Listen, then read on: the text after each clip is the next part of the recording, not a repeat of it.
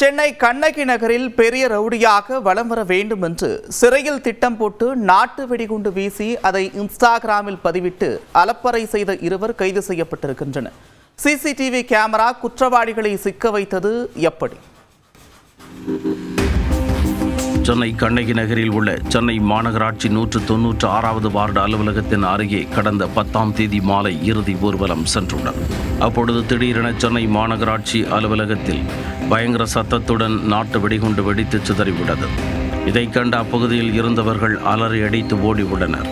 அலுவலகம் உள்ளே கடும் சேதமடைந்தது. இச்சம்பவத்தால் அப்பகுதியே பெரும் பரபரப்பாக காணப்பட்டது. தகவல் அறிந்த கண்ணகி நகர் போலீசார் சம்பவ இடத்திற்கு நேரில் சென்று விசாரணை மேற்கொண்டனர். முதற்கட்ட விசாரணைக்கு பின் இறுதி ஊர்வலத்தில் சென்றவர்கள் நாட்டு வெடியை வீசியிருக்கலாம் என போலீசார் நினைத்துள்ளனர். ஆனால் அவ்வளவு சத்தத்துடன் வெடிக்கும் குண்டை இறுதி ஊர்வலத்தில் பயன்படுத்த மாட்டார்கள் என நினைத்த போலீசார் சற்று சந்தேகமடைந்துள்ளனர். இதனால் விசாரணையை வேறு கோணத்தில் முடுக்கிய போலீசார் 4 தனிப்படைகள் அமைத்து தீவிர விசாரணையை முடுக்கிவிட்டனர்.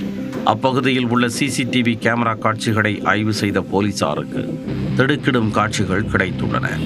இருசக்கர வாகனத்தில் மர்ம நபர்கள் இருவர் நாட்டு வெடிகுண்டை அலுவலகம் மீது வீசியதும் 2 பேர் வெளியில் இருந்து அதை வீடியோ எடுத்ததும் அதில் பதிவாகி இருந்தது.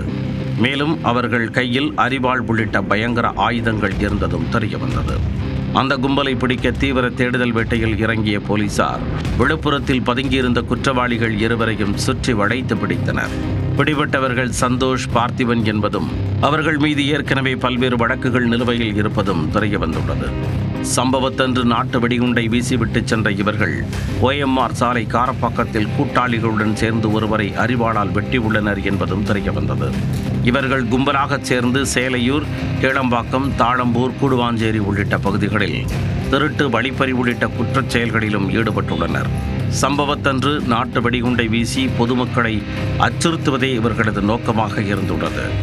அதன் பின் மது விருந்து வைத்து கொண்டாட்டத்தில் ஈடுபட்டதும் விசாரணையில் தெரியவந்தது.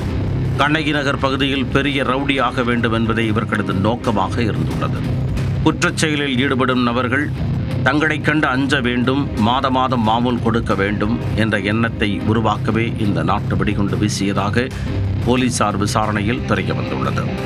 நாட்டு வெடிகுண்டு தயாரிக்கும் பாம்கை நடராஜன் பிடிபட்ட சந்தோஷின் கூட்டாளி என்பதும் இவர்கள் சிறைக்குள் தான் நாட்டு வெடிகுண்டு வீசும் திட்டங்களை தீட்டியிருக்கிறார்கள் என்பதும் விசாரணையில் தெரியவந்துள்ளது. இந்த கும்பல் திருப்போரூர் மலையடிவாரம் அருகே நாட்டு வெடிகுண்டு வீசி பயிற்சி எடுத்ததும் கண்டுபிடிக்கப்பட்டது.